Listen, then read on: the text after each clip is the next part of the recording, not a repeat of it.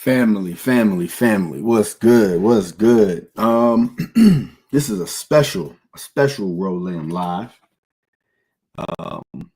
My bros should be coming through any minute now.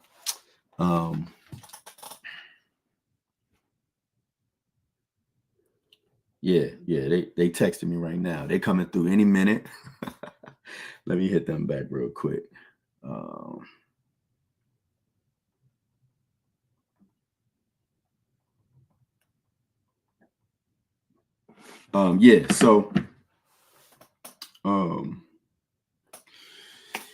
So we live. This is a special Roland live on this special Monday. I'm gonna just go ahead and let y'all know what we're talking about. Y'all know we're talking about Scarlet Ranger. Let me pull it up. Boom. Scarlet Ranger #3 is on Kickstarter right now. If you do not know, Scarlet Ranger is a superhero comic book series that was created and is written by myself. It's a superhero story about a young man who inherits the title of Scarlet Ranger from his grandfather. The story picks up when his grandfather's greatest enemy breaks out of prison. And so we follow this young man as he's learning how to protect his family, protect his city, but ultimately protect the legacy that his grandfather left for him. I actually left all my books downstairs. So actually, do I have some books over there? Hold up, I'll be right back.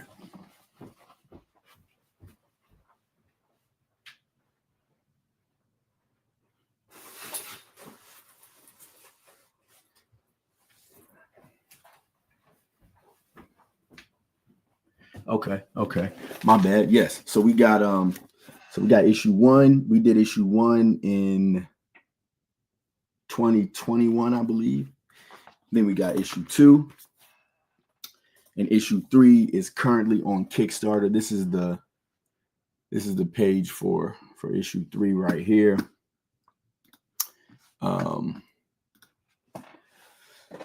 So as you can see, we got 83 backers. We're a little over $3,700.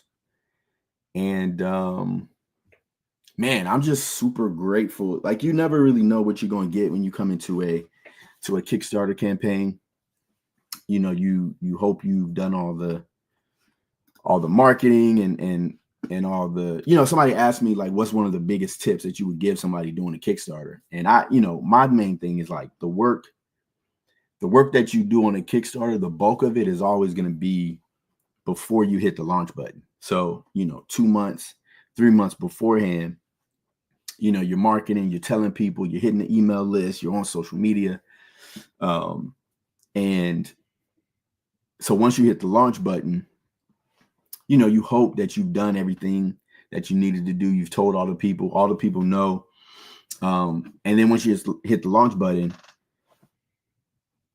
you just hope that it carries, right? You hope that it carries. And so I'm super grateful for the 83 people who have contributed, who've backed, who've pledged. I'm super grateful for all the shares, for all the people who've told somebody about it. Hold on, the homie's texting me right now. Yeah, so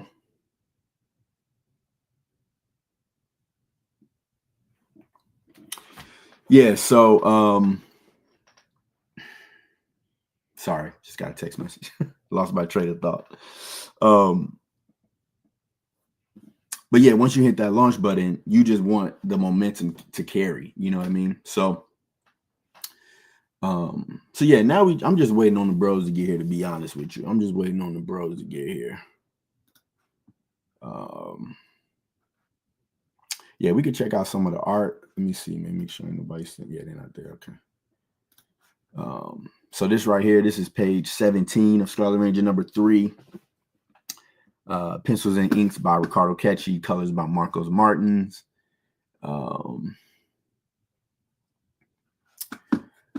Just great work all around. I'm just excited to see this, this issue 3.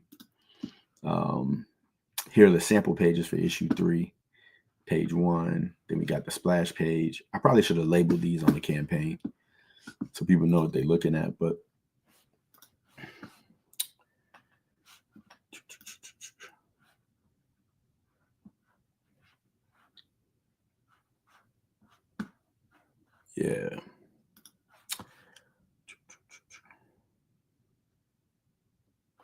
So I think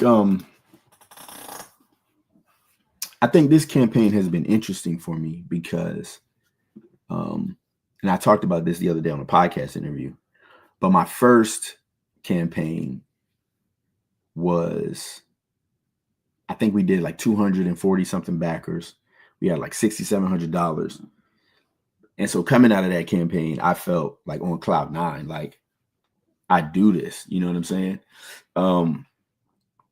And so going into the second campaign, I didn't do as much marketing. I didn't do as much promotion, not in the same way that I did issue one.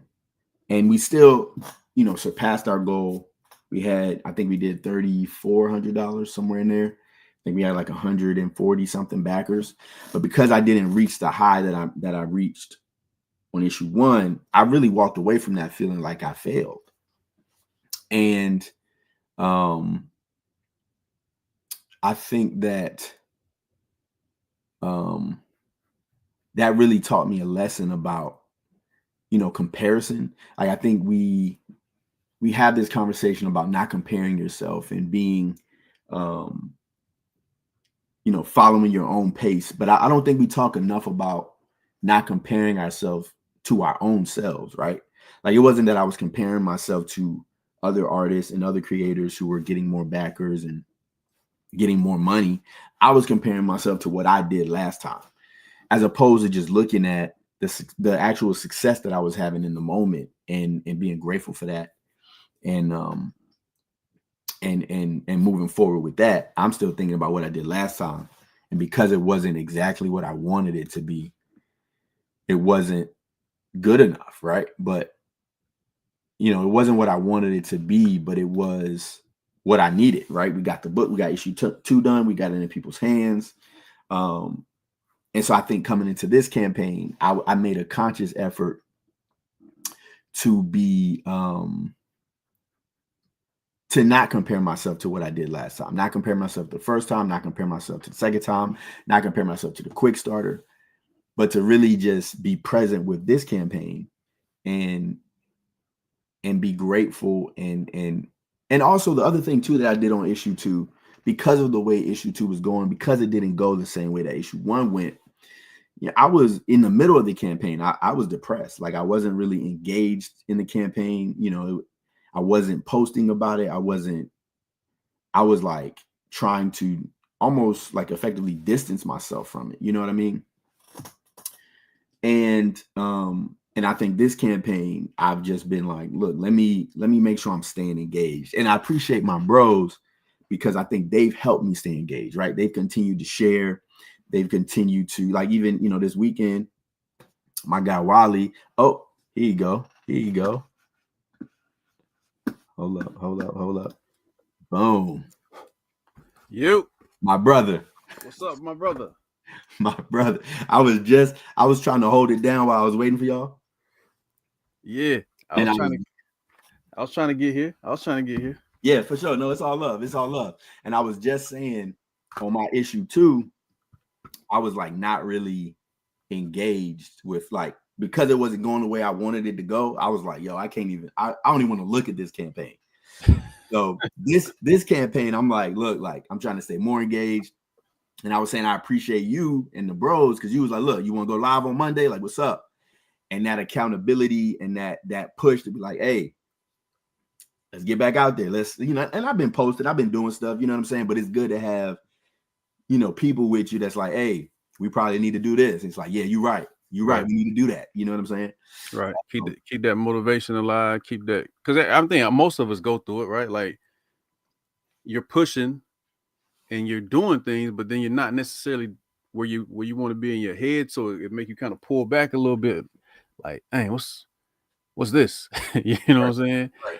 And then you start getting in your head and doing other things. And so, yeah, having somebody every once in a while pull us back in or remind us of who we are and what we're doing and why we're doing it. Right. Because, hey, boy, you know, I got the zero campaign out there. Right.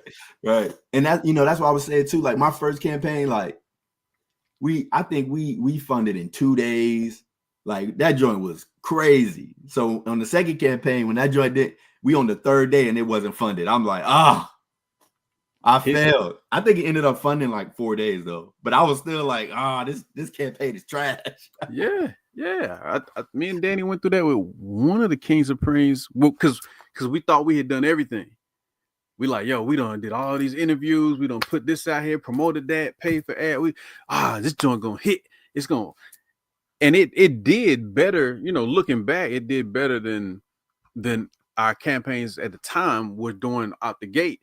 But it didn't reach what we mentally had put it. We like, nah, this should do this in 24 hours. Right. The first hour it should be at this, and we looking at the numbers like, man, what? Right. Nah. I think I might have even hit Danny like, hey, bro, I'm about to cancel this joint. I'm about to shut it down. It's like, oh nah, we ain't doing that, bro. Look what we did do though. You know what I'm saying? But that's the hard thing about having a certain type of quote unquote success early. Cause now you're like, I can't go below that. I need to, you know what I'm saying? Instead of looking at it like, all right, cool. I'm gonna still learn and grow from whatever happens in between this pause. And I'm just gonna use that as motivation to keep going. Cause it really ain't necessarily about topping yourself every time. It's cool if you do, but for me, it's about just finding my balance, my norm. Right. And then on occasion, if I hit these higher peaks because I put in that work, that's good too. Yeah. And I think, you know, I'm in a different position on this campaign too, because this is the first time that I've had majority of the book completed. You know what I'm saying? So a lot of the money that we raise on this campaign will be able to just go straight to the next book. You know what I'm saying? Right. And so, you know, there's just a lot of differences, and I, especially in my approach, like my mental approach, my emotional approach to this.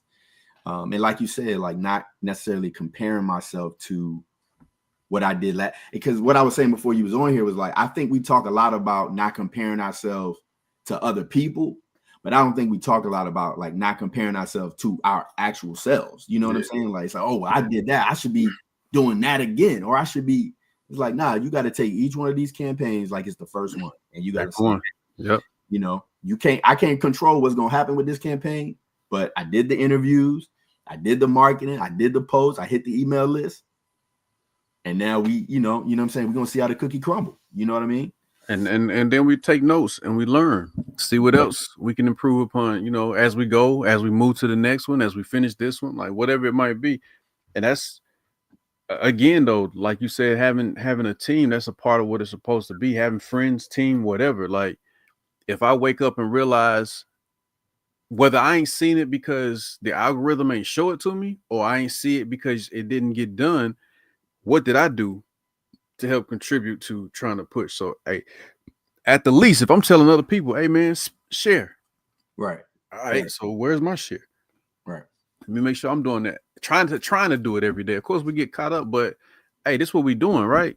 So what's the excuse for me not at least once a day or at least a certain number of times a week, making sure I reshare, you know what I mean? Like, so, and being very intentional, you know, I think it is easy to get comfortable. It's easy to fall into that 2-week rut where you like, all right, this finna slow down now. That's what it do. It's gonna slow down now. You know what I'm saying? So I'm excusing myself from being responsible right now. Like, nah. Now is when we got to pick it up the most. You know?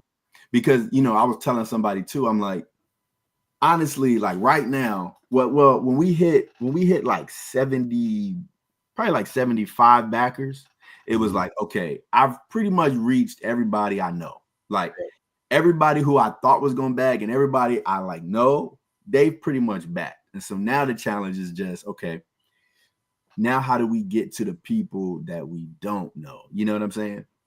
And so I think that's where, just the way social media is, the way the algorithms are, that's also what makes it feel like, what do I do now? What do we do next? You know what I'm saying? But also I'm in a great position. Like I passed the goal. Like So now we're reaching for the stretch goals, which if Right. you don't know, we're reaching for $5,000. If we hit 5,000, everybody's going to receive a digital. It's like, what would you call it? Like a video or a podcast? How should we call this? I don't know. There's so many terms for things So nowadays. many terms, right. Like in my notes, I was like, it's like a digital video podcast, right. blog, A digital narrative guide or something. You know, at the end of the day, it's a creator commentary on the first 3 issues of Scarlet Ranger, just looking at some of the behind the scenes, why we made certain decisions, why we chose certain panels, certain angles, just all the little trivia information that we could give you about Scarlet Ranger. So I will add that if we hit 5,000, which I think is absolutely doable. Yeah. Well, we about, what's that, 1,300 away from 5K right now, roughly. Yeah. So I had set in my head that you was gonna hit 4K over the weekend. Really Friday, I thought it was gonna do it. Well, I lost maybe 2 or 3 backers. So I think yesterday we might have been at 38. We might have been at like 3,800, 39. Yeah, I think it was when I looked. Yeah. So we lost a couple backers, but that's part of the game. So I'm not tripping. But now I'm grateful, man. I'm grateful for all the people who have backed already, all the shares. I'm definitely grateful for you and the team. You know what I'm saying? I definitely see the shares that y'all been sharing and posting.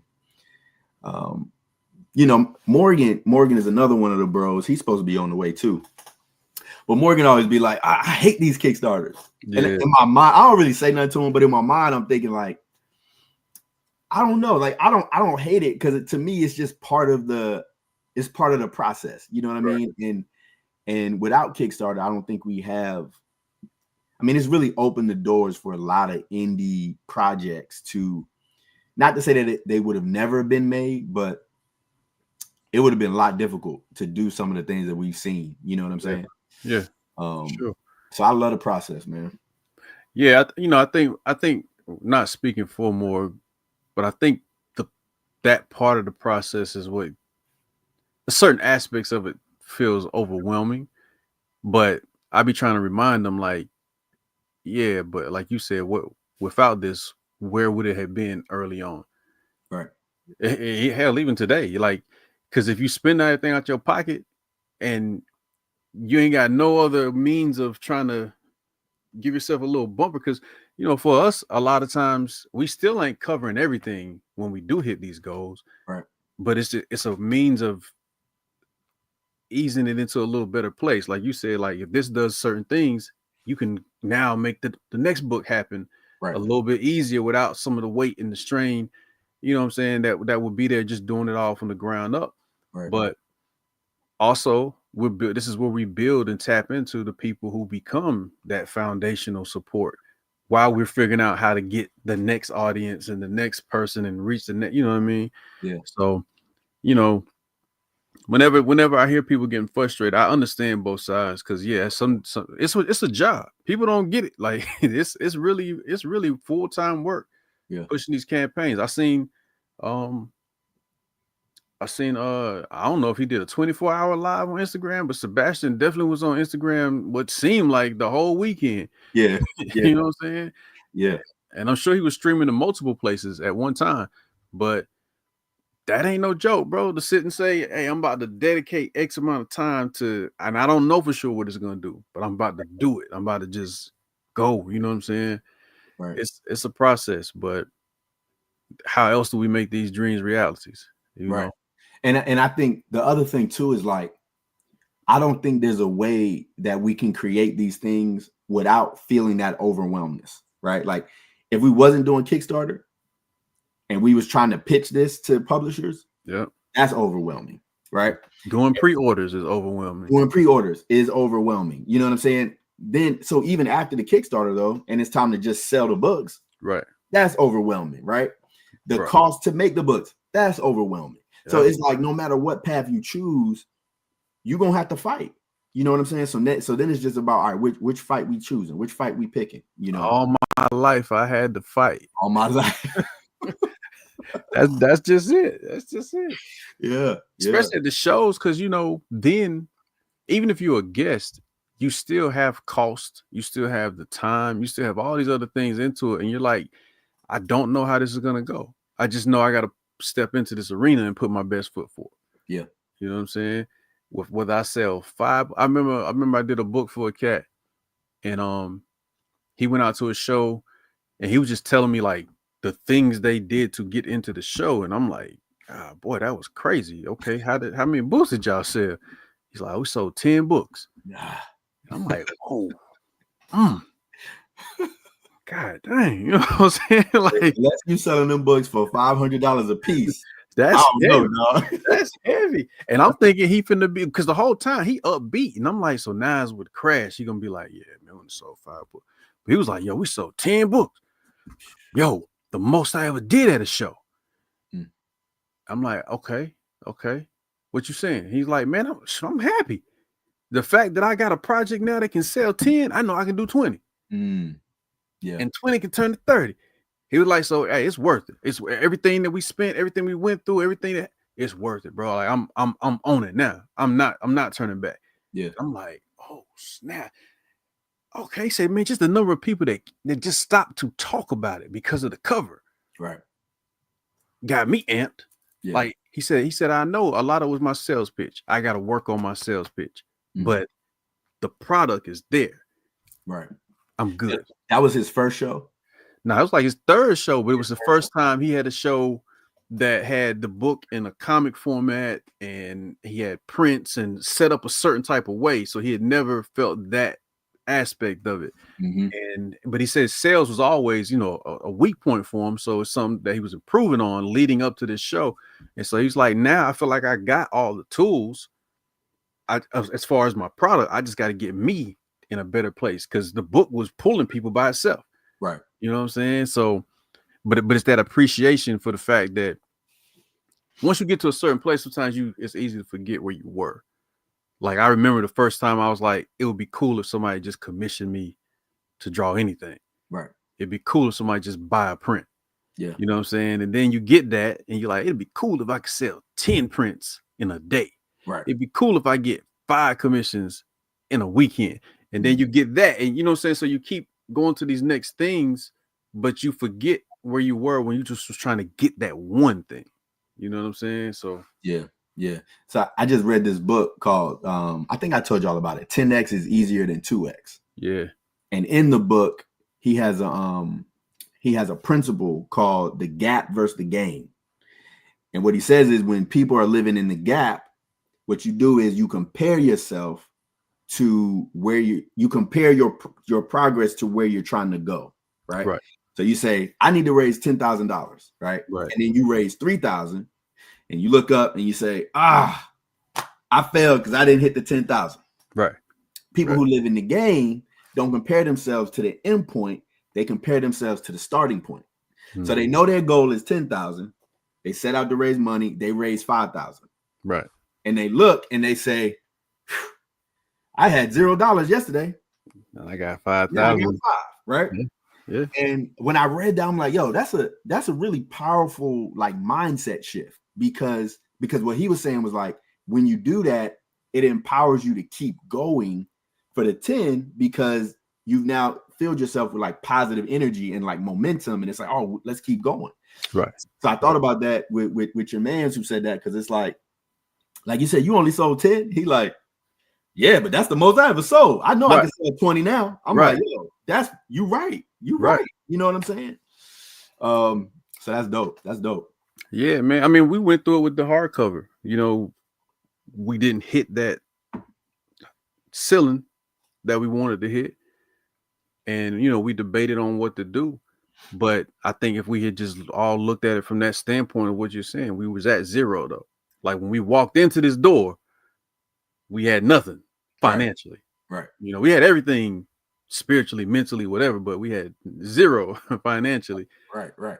And so now we see what even in a tough economy, even in a weird algorithm world, you know what I'm saying? So it's like, so that 10 really is realistic. We just didn't get there with this one. you know. So But I think. even oh, my bad. Go ahead. No, go ahead. I was gonna say, even with that though, of course, because Kickstarter is all or nothing, we didn't get none of the money. But when you look at it, it's like, look, we had like 80 some people, $6,000. Like, yeah, that ain't nothing to sneeze at. You know what I'm saying? Nah, especially when you're looking at like, okay, 80 people gave $6K. Like, so that means we was in a higher price point with those who was willing to rock with us, right? To hit that number. You know what I'm saying? And that still says a lot. And it also shows us there's other people out there that would feel the same way. We just got to reach them. Right. We just got to reach them. And that's the key. That's the key. That's the hard part. Figuring out how to reach them folk. You know. Right. Yeah, we got to figure that out. So yeah, if you're just joining us, we talking Kickstarter, Scarlet Ranger. We talking, a bunch of different things, but Scarlet Ranger is on Kickstarter right now. That's what you see on the screen.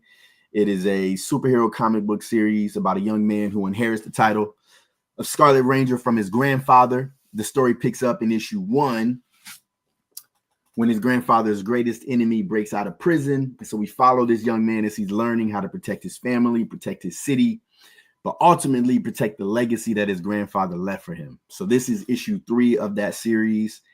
And definitely head over to the link is scrolling down at the bottom. Definitely head to the Kickstarter and back today. If you know somebody who likes comic books, who likes indie comic books, definitely share it. And that's what we're doing. That's what we're doing. Yeah. And understand, like, this journey to be a part of something from the ground up is major, because you think about like Spider-Man. Aside from when Miles came out, like we weren't there when the first Spider-Man or the first Black Panther books came out. You know what I'm saying? So we jump on later and we support. We're happy that they exist and yada yada yada. But you're getting to see this from the ground up with the creator, the original creator of the project, moving it along, building it up. You get to see the ups, the downs, the in-betweens, you know what I mean? And you get to see the growth of something phenomenal.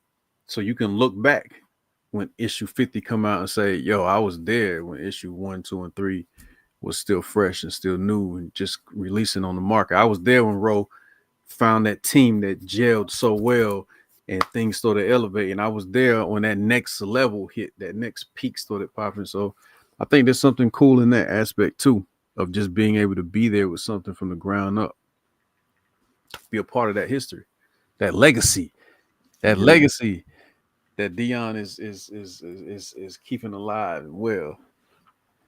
Just trying to make grandfather proud. You know what I'm saying? That's it.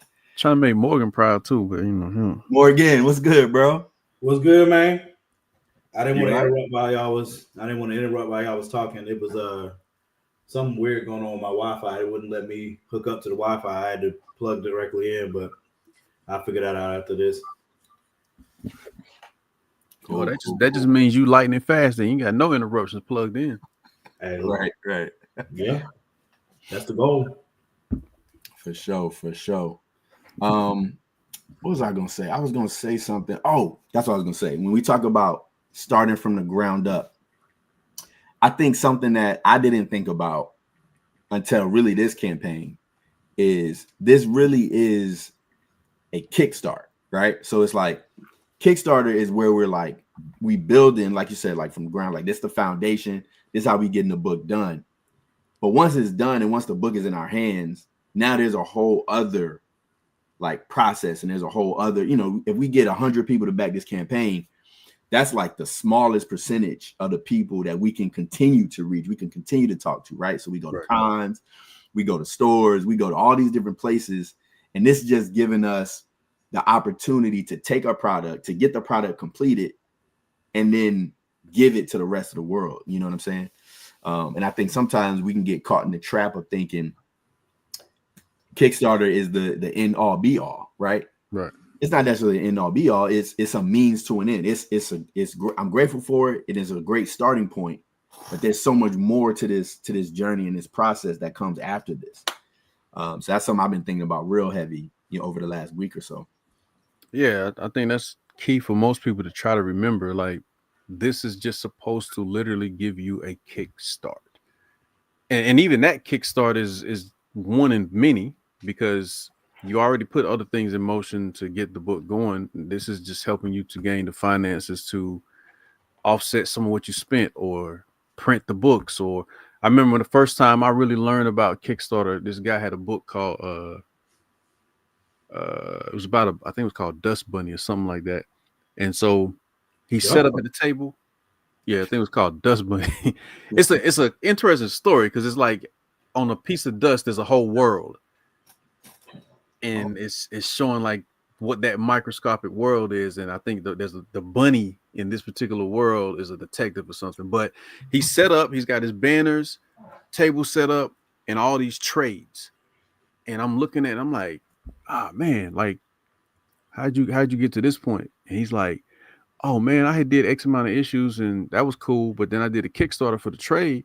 And by the time I finished the Kickstarter, I had enough money to print up X amount of books after the Kickstarter. So the rest of the year, I'm just doing shows with these trades. And my margins are way better here than anything else I ever done. And so he started breaking it down. I'm like, and so what is this Kickstarter thing you're talking about? And he's like, yeah, man, like people pledge, you do rewards and you give this and that, and but you just got to price it to where it makes sense and you can cover what you need to cover and make sure you can ship. And he said, but then I laid out shows to where most of the areas I was getting support from, I was going to be there. So people could just come and pick the book up. So I didn't even have to deal with shipping. You know what I'm saying? And so from that point, it was like, the game has changed. This is, of course, then I went and did a Kickstarter and raised no money, but that's a different story. You mean, we ain't got to dwell on that story for another day. You know what I mean? We ain't got to dwell on that too hard, but yeah, they've been following us long enough. They didn't heard that story. And even if you just heard that story when he was fussing at us, fussing, I don't fuss at nobody. Man, you a GD live. Why we gonna get on this live and lie like that? First of all, I'm not a gangster disciple, so don't group me. I'm an individual guy.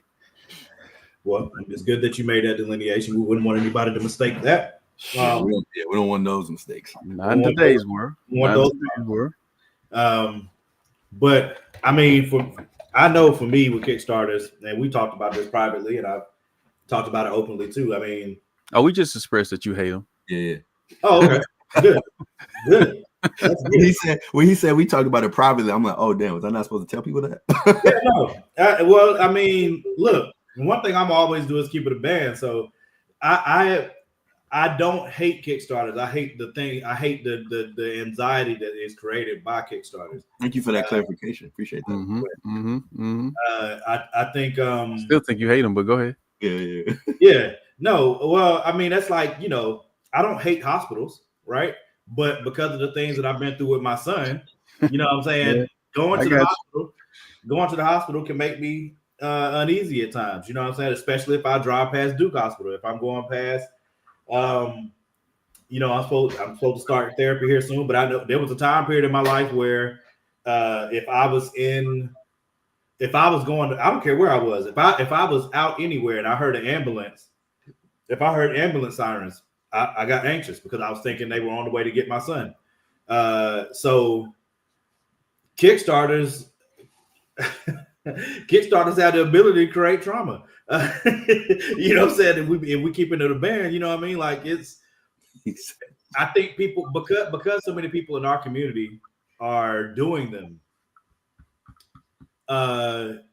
and having success, thankfully, you know what I'm saying, for the people in the network that we know and people that we rock with and support. Right.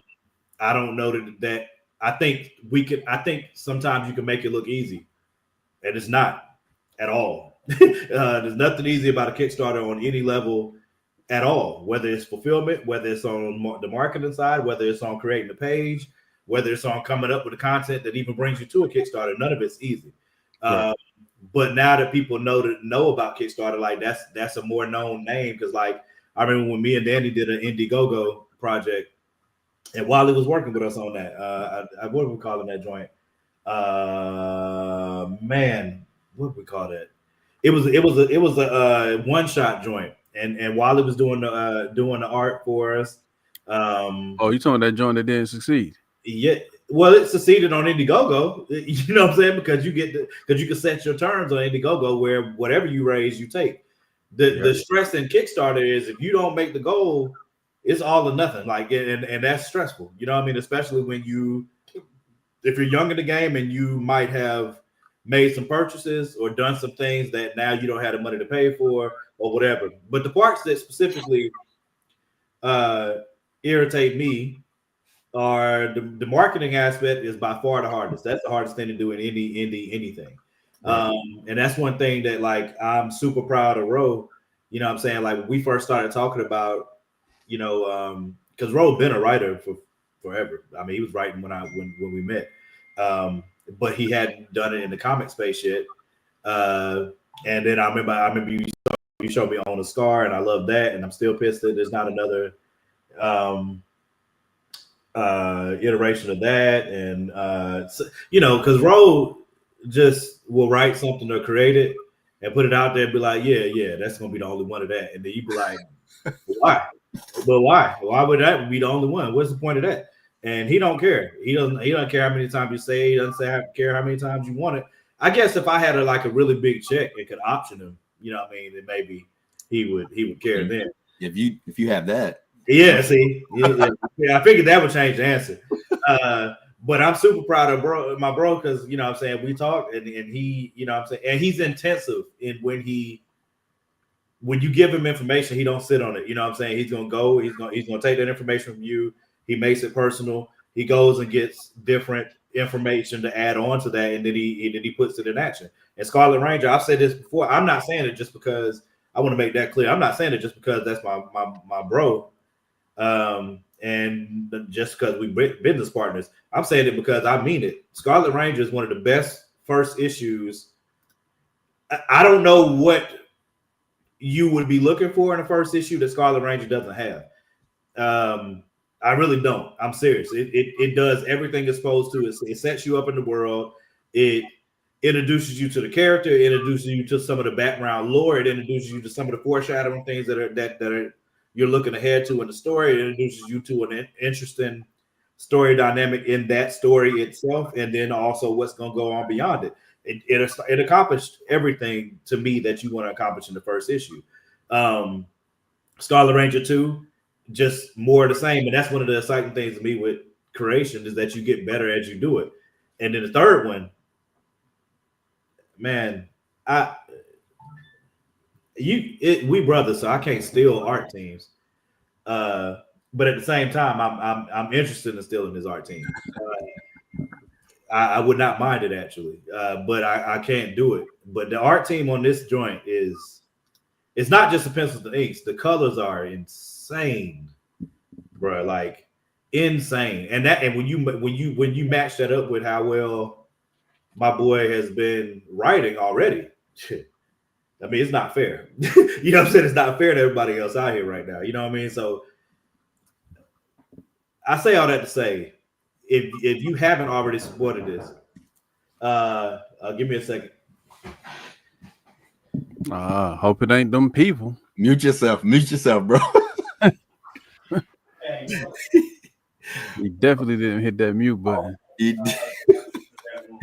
No, I definitely wait, maybe I can I mute him? Yeah, I got you, big dog. Yeah, man, I definitely appreciate those kind words from my guy Morgan. And like I told Wally last time, like y'all the OGs. Like I was watching y'all, studying y'all, and seeing what y'all was doing, and then I just tried to replicate it. You know what I'm saying? So I just appreciate being in the game. You know what I'm saying? Being in the game. Morgan said something I was gonna say something about. I can't remember what it was now. But yeah. Morgan tends to do that. Say somethings about something. He says something, but you know the other thing about Morgan, he's sort of long-winded. So he'll say something, but he'll still be talking like 5 minutes later, and it's like, dang, I got to try to remember like what was said. Yeah, that's why we have my notebook when we have meetings. I'll be like, yeah, I'm gonna have to keep this Make sure I jot that down because he'll go to the next point. Yeah. Oh, he back. Wait. Can you unmute yourself? I need to do it. I think you gotta do it. I got you. My bad, y'all. Had some guys come by to look at something in the apartment. But yeah, if you don't already have issue 3, I don't know why. And you know what? That's another thing I know. You mean if they ain't already pledged to issue 3? Yeah. If they haven't already. Right. Yeah, if you haven't already pledged issue 3. But if you're seeing this and you haven't pledged, I mean, I don't want to pull up on you or threaten to pull up on you, but oh wow. You know what I'm saying? I don't know if that's what Deion's grandfather would want, but Deion's grandfather's not here no more. You don't gotta know. He don't know about. Yeah, he's not here no more, so he can't really speak to it. To be honest with you, you know what I mean? Hey man, he just got to be proud of Deion. As long as Deion exactly. I'm not Deion. However y'all living in them mean streets, you know what I'm saying? Yeah. I'm a civilian. I'm from Durham, so you know what I'm saying. We're just gonna get straight to it. We don't gotta do all that going around. You gonna demonstrate? Go do something to somebody and come back? I might. I seen you do that before. He said, I can't tell. Yeah. I seen you do that before, and it interests me a little bit. I ain't gonna count. Hey, demonstrate. Go do something to somebody and come back. Right. Okay. But I ain't tell you to do that. Yeah, you did. I was just hypothetically speaking on what some people would want to verify that you really, got those pledges. Everybody just saw you do that though. Like everybody it was hypothetical. I was acting. Okay. Okay. It's only entertainment. It's too many RICO charges and other stuff happening out there, brother. I ain't did nothing to nothing. Bequest is a publishing company. It ain't no gang. I am not gang. Yeah. Oh, is it? Yes, sir. Hold on right quick, y'all. Yeah. Okay, cool. There we go. Bequest is value beyond entertainment. Oh, that's a great segue. Wally, talk to us a little bit about Bequest Studios. What is Bequest? Oh, damn. You wait, the Morgan Lee to ask that question? Did you ask me? God, dang. What? As the visionary, as the CEO, as the my glasses at? God, and Danny in the comments, he should be here talking. Yeah, man, Bequest is not a gang. Not a gang. That's true. We know a lot of people, so we have nothing to do with their choices. we focus on literally bringing value beyond entertainment. We want to bring books and stories and projects to the table, things we've already been building, things we plan to build that instill and build off of principles and philosophies and just concepts and ideas that we hope hit in different ways beyond it just being entertaining. You walk away and you can gain something. But ultimately, we're a studio collective right now. Our core is 4: Roland, Danny J. Quick, Morgan Iverson, and then myself, the janitor. I'm the janitor. I'm the doorman. I'm sometimes the guy that calls guys to call guys, but just so that we can make sure everything gets moved into where it's got to be. And ultimately, our goal is to, speaking from a certain perspective, because I think that's the beauty of us being a collective. We have collective goals, and then we have individual goals that can blossom from all this. But part of our goal is to continue to be an example and continue to inspire, continue to build and make it a little bit easier for those that come during and after our journey, so we can leave something again like Deion, keeping that legacy alive, making our people proud, For sure. And I just want to say, so y'all know those movies when like you see like the janitor or you see like the homeless person and it's like, oh, let's help them out, and then you get to the end of the movie and it's like, oh, that was God, like that was the most powerful person in the world. That's what Wally means when he says I'm the janitor. When he says he's the janitor, he actually means like I'm the janitor, but I'm actually him, Like I'm actually calling the shots. You know, I just mean if Morgan spilled what he eating, somebody got to clean it up. You know what I'm saying? Like somebody got to put that hat on and take care of that. You know? Yeah. No, side note. Speaking of spilling things, so I'm at a coffee shop the other day. I'm minding my business, doing some writing, doing what I'm doing. Did she ask about me? Who? Carry on. I apologize. Who? I reach over. I think I'm just grabbing my tea, and I spill my tea all over my keyboard. Now, here's the crazy thing, right? I think what happened was when I grabbed the tea and I was going to pick it up, I think the top popped off and it just spilled, right? So I pick it up, dry it off or whatever. I'm like, yo, the only button that was not working was the L on my keyboard. No losses. Or what does that mean? All losses. Well, for me, it's like all losses because anytime I got to type a L, it's like there's so many words I can't type because there's a lot of words with L's in them. It's true. So it's true. It was a bad day. It is what it is though. We gonna figure it out. So the keyboard still ain't functioning? Oh yeah. So actually, the L did come back, but then my enter button started acting crazy. So like when I hit the enter button, like all these, it's not working right. It's not working properly. So we're gonna figure it out. But it was a rough weekend.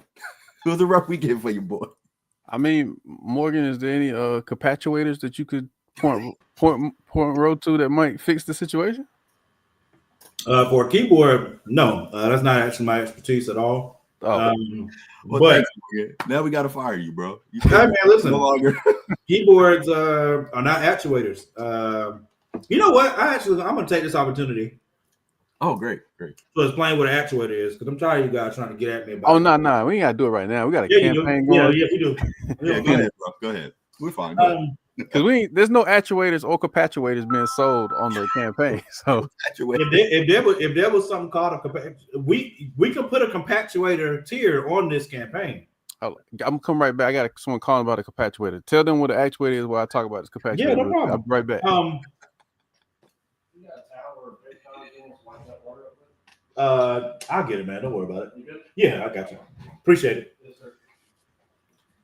All right. So for the record, an actuator is pretty much a motorized. It's a motorized controller that opens or closes the valve. That's what it is. I work in water management. Right. So there are valves that open and close things throughout the city. And an actuator is just what controls the motor that opens or closes that valve. That's what an actuator is. So anytime you guys hear them picking on me about actuators and actuating actuators, okay, everybody will have context from now on what they're talking about. That's what an actuator is. But in other news, more important news. Thank you for educating us, but continue. Absolutely. You know what I mean? Every moment is a moment for education. And that took 30 seconds? That was great. Yeah, so I'll post a video next time too, and like with a link. Perfect. But right now, the only link that matters is the link to the Kickstarter to go get Scarlet Ranger, so that you can watch Dion make his grandfather proud. And since he's officially a fourth wall, him and Harlem gonna get married at some point. I knew that's what you was trying to do. I knew that's what you was. See, you try to act like that wasn't your goal, but I knew you was gonna do that. I knew. Wait till I watch it back. Hey, I knew this. I was just saying that because I want to mess with you. I knew that was the goal. I just want to mess with you, bro. That's not. See, that's not even it. Like, okay, Harlem actually has a love interest already. You know what I'm saying? But Dion could muddy the waters. Like that would be something me and you talk about offline, whether or not it even makes sense. Whether we even want that to happen. You know what I mean? I know it. Yeah. Yeah. We don't even know if that's worth a worthy story to tell. You know what I mean? But the point is, the only reason I brought Harlem up is because they're both teenagers learning to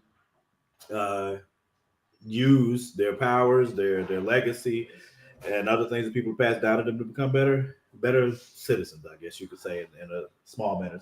Right. Appreciate it, man. Thank y'all. All right, you too. I'm glad you brought that up, Morgan. Let's talk about Lumberjacks. Okay. What's your you got a pre-launch page up, right? I do.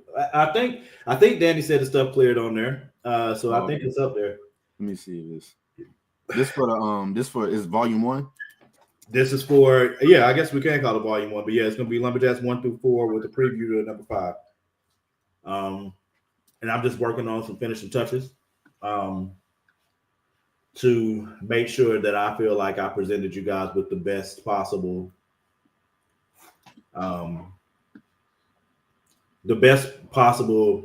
circumstances surrounding things and explaining things for that universe, and like kind of yeah, that's for number 3.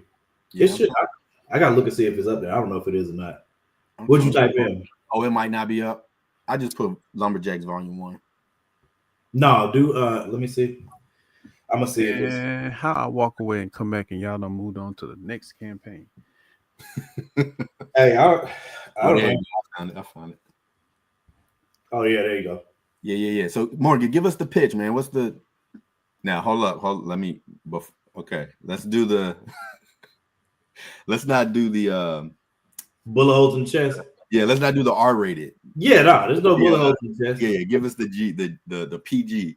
Listen, so short version of this, obviously, like I said, this is Lumberjacks 1. This is going to be the first graphic novel for Lumberjacks, which is one of the reasons I'm so excited. Having my first trade is extremely exciting. But it has Lumberjacks 1 through 4, and I think it could be a special campaign. 1, because I didn't put number 4 out to the masses yet. I only released it on TikTok, and I didn't really push it like that because I was going through some stuff and inventory type things. So this will have Lumberjacks number 1 through 4 in there. It'll also have a preview for number 5. And for those who don't know about Lumberjacks, again, this is another reason why I'm excited having the trade. It just because it can give you the full story of who he is instead of just evolving. It takes on the first arc, and Lumberjacks is pretty much a character that's inherited this ancient mantle to be the 7th and last judge on Earth. The neck piece that he has is what gives him his powers, and he is having issues trying to accept that mantle for a myriad of reasons, some spiritual, some physical, but the rest of the world needs him to accept it. Negroes live streaming in the middle of rich people. Hey, look, BJ, I wish that was true, bro. I wish it was true as well, my brother. You don't even know. We on our way to it. You know what I'm saying? I'm actually at work. I'm cleaning up the 4th wall Bequest offices, and you know, so I'm actually at work myself. But you act like BJ don't know like BJ's had whole. Never mind. I can't put that information out there unless he says I can. Don't be exposing that BJ's a superhero. I'm not. I'll wait. But yeah, so I mean, the first arc, you're pretty much just watching Lumberjacks. 1, you see him coming to contact. I kind of like the other pitch better, like the bullet holes. That's Harlem's pitch. That's Harlem's pitch. Move it over. Just move it over to. You know, oh, you want the R-rated? Nah, not on Roll String. He trying to get some support on this book. Oh, okay. I was about to say I can do the. I'm just saying I like that one though. It's like it got straight to the point. Like it was. You know what I'm saying? It was more engaging. I ain't gonna hold you. It was more engaging. Listen, I can do the R-rated version. I'm trying to be kid friendly. Like Lumberjacks, axe to the face. Die immediately. Come back. Where's your head? I'm actually gonna save that to put on the campaign page as the official pitch. I ain't mad at it. But don't start none, be none. Like there's all kinds of different stipulations we can put on there. But like I said, I plan on. I will speak about something more so that I want a different approach that I'll take to the Kickstarter, especially since we're talking about Kickstarters and yours specifically.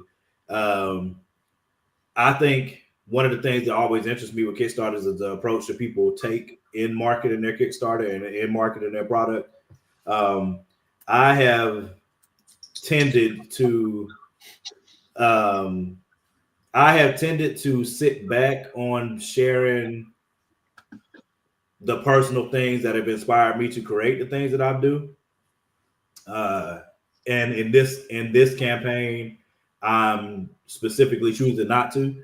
I'm going to market in the normal way, and I'm going to market in a deeper diving way. So I'm marketing in a normal way to tell you about the book, tell you about the first arc, and tell you why that story, what that story should do for you as a person who loves storytelling. And I will also market to you as a behind the scenes of like what led me to create this character, what inspired me during the time of me creating this character, what this arc, what getting this trade done means to me, and like how it correlates to my life and the things that I went through. And I'm not going to do it all in the Kickstarter video because you tend to want to keep those shorter. But I will make sure that there's a video available for people that want that deeper dive to be able to click on the page and say, okay, well, take me behind the scenes. Tell me some of the stuff that you were going through, whatever. Because for Lumberjacks #4 and getting this trade done, it really means a lot for me because of me and my kids and some of the things that I've been through in the time period of when I first got the idea to now, and how life has changed and how my kids have changed and things that I've been through and gotten through. All of those type of things are the reason it means so much to me. That's what I was gonna say earlier before the guys came in to look at what they were looking at in the apartment. That's one of the things I'm most proud of Ro for, because like I said, it's not just that he killed the #1 issue, but you already 3 issues in, bro. Like you about to have a trade. You know what I'm saying? Like that's crazy. You know what I mean? Like it took, especially everybody has their own process, but in the amount of time, when did you put out Scarlet Ranger #1? Like 2 years ago? 2021, I believe. Yeah, so I mean, you ain't even that deep in 2021, so that's 4 years. In 4 years, you about to have it. I mean, I know you already got. Never mind. Am I supposed to say that? Probably not. Yeah, probably not. Okay, I won't. The point is, you're very close to a trade already. You know what I mean? In 4 years, and that's freaking amazing. One, because that shows the diligence, and it shows that you have a fan base that's willing to support your work already. You know what I'm saying? Which is obvious because you already crossed the goal. We're moving to stretch goals now. But also, just as a storyteller, to be able to be that consistent and that locked in to continue to produce this type of work. You know what I mean? Anybody can write a story, but not everybody can do it well. You know what I'm saying? You're able to tell stories like well and inspiring stories. And now you found an art team that you got 2 art teams at this point. You know what I'm saying? Because the art was already dope. But I'm not gonna cap. For me, this art team right here these mugs different. Like this, I would let them mugs go nowhere, bro. Like they gotta sign a non-compete and all kinds of stuff, bro. Because I wouldn't let them go. I'm just being honest. You know what I mean? I was actually talking to my guy Carmen Costa was on the show. Was it last week? Yeah, I think he was on last week. And we connected because he uses the same art team for his book. And we were talking about how Ricardo told both of us, he emailed both of us and was like, hey, he actually at the beginning of the year, he told us like, hey, I just want to let y'all know I'm going to be trying to get with Marvel or, DC. I'm going to try to get with, a big company in the next year or so. So when me and Carmen talked, we was like, yo, we got to get these first arcs complete as quick as possible because they about to be up out of here, yo. As they should be, bro. Like having both of them on this, like that's one of the things that like, and I know we'll do more lives, but like we talked about this some on Top 5 Live the other day, the week before last. I can't remember if Wally was on for that or not, or if he was just instigating. See, he's always got to go left. He does both, you know what I'm saying? So I can't remember if he was instigating in the comments or if he was I'm actually the peacemaker instigating. You know what I'm saying? But regardless, we were talking about how Javon. Nope, I wasn't there. I think Javon's watching. Javon likes to argue with us, the people that are just writers, like, and I should say just writers as if we suck. But here we go. You know what I mean? Like, he wants to make sure that we understand our place in this hierarchy, and make it clear that people. This is why I need to do that segment that has a little more balance and peace, because he finna start war, and then Javon gonna have to come back, and you know what I'm saying. I don't think Javon would deny what I'm saying. My point is, when you find, I'll cut straight to the chase. My bad, Kyron. My bad, my brother. I'm gonna invite you next time, my guy. I got you, bro. I got you. When you get the right art team as a writer, as somebody that cannot also illustrate, it is a huge plus. That's the concise part. I'll leave the rest of it out because while they're trying to say I'm trying to start arguments and war stuff. Nah, you know, it's like a diss track. You call names, you ain't even do no subliminals. You just like say Drake. You know what I'm saying? So hey, he's like, I know this guy Javon. There's no point in speaking in corners. I'm gonna attribute it to who I know said it. You know what I mean? Hey man, listen. But I mean, look, I think you're right though, bro. I think as a writer, I obviously believe in the writing. I believe in the story. But I also recognize we work in a visual medium. And so it's like, look, once you get the right art style, because to me, it's not even, it is about the quality, but it's also about the style. Like, you want high quality, but you want the style to match that feel that you're going for. And once you find that, there's nothing quite like it. You know what I'm saying? And I think that's what a lot of people are responding to on issue 3. I don't think it's a question of necessarily quality in issues 1 and 2, but I think it's a question of do these styles fit, you know, what we're going for and what we're shooting for.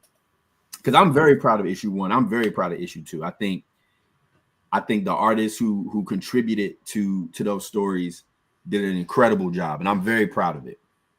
And I also think issue 3 is the style that I've been trying to get to. You know what I mean? Right. Exactly. He said, I read a few stories where the art style doesn't match the tone of the comic. Right. So the art can be great, but if it's not giving you that feel, then you're going to feel like something is missing. You know what I mean? Yeah. I mean, like, again, speaking humbly as just a writer. Yeah. Here we go. Because there's a difference.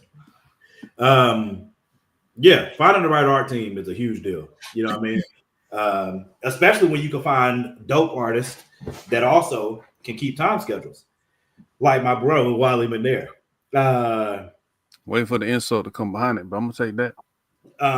You know what I mean? Like he is the only insult is that you know, he said the only insult badgering me for years about Harlem #2, as if I made him money.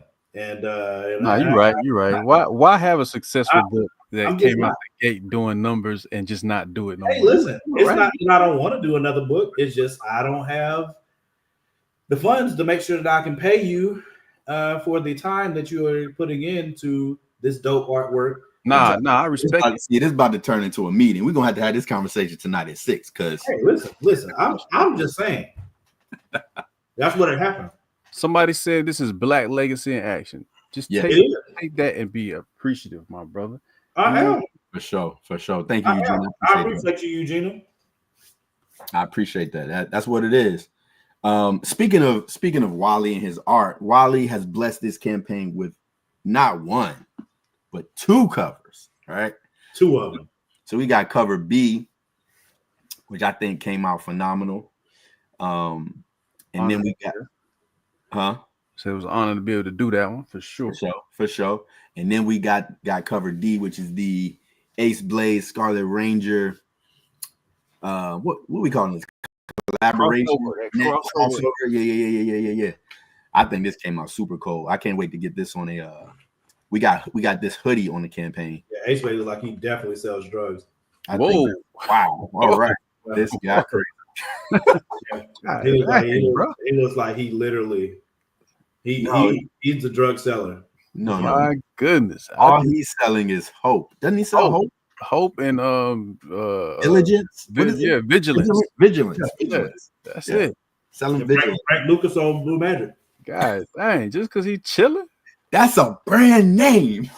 That's a brand name. Should have put the alpaca on that joint, guys. Yeah. You don't rub alpaca. You block that shit. You block that shit. Yeah. Oh man, Where Danny at? Danny, you hear this? God, Danny, It does not look like you sell drugs, guys. Am I Danny, on he's like he a cool dude. Like he posted. Yeah. No.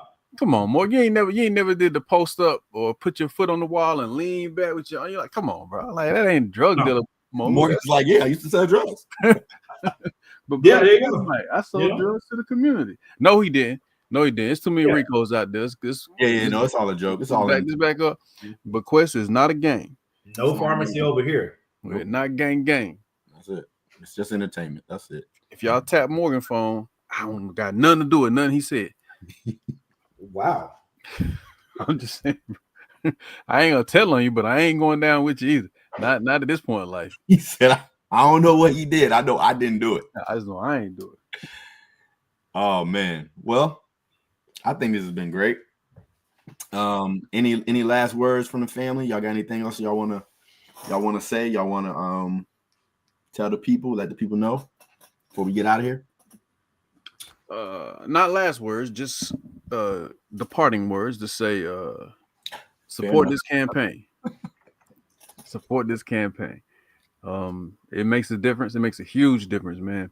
Being indie, doing anything and putting it out to the world, you're exposing yourself. Pause. Because I know how Morgan B. You're gonna say something crazy. You putting yourself out there, and it takes a lot to do it.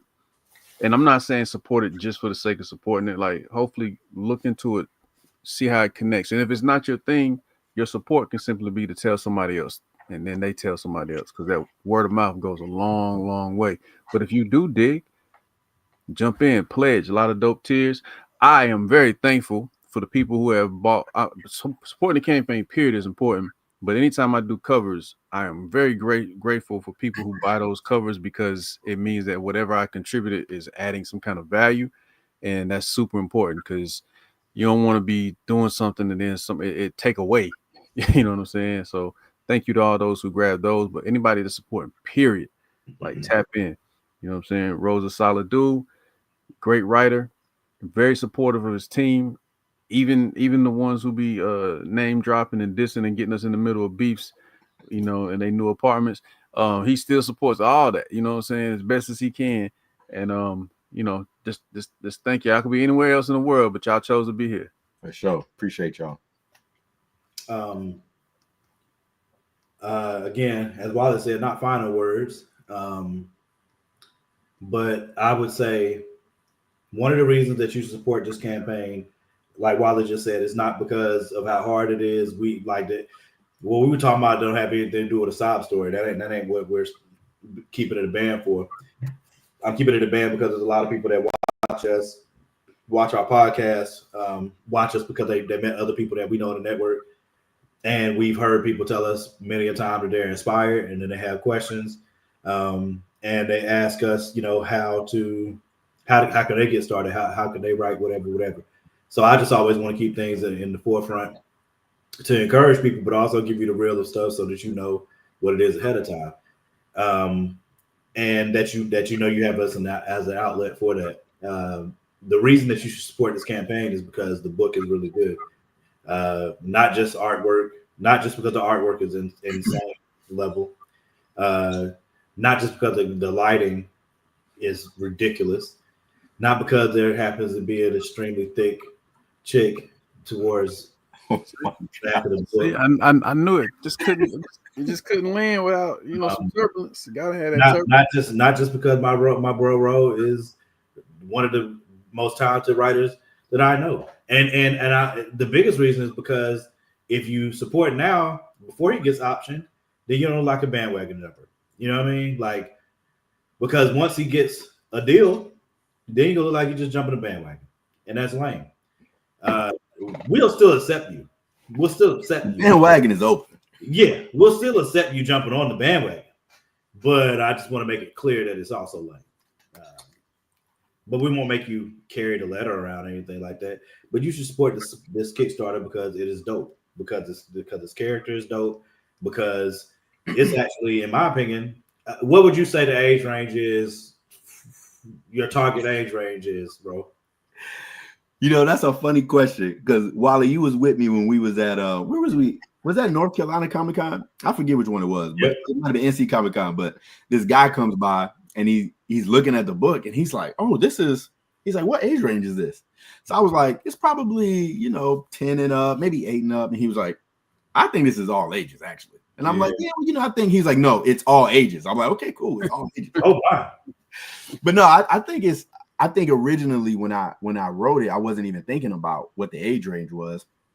But I think the more I look at it, the more people get it, the more people read it. They let their kids read it. I think it is it is an all ages book. I think. Okay. Well, see, I asked that because I didn't want to qualify because I was going to say it's all ages or at the worst teen and up. Well, your reason is probably a little different from ours, but yeah, probably. Yeah, probably.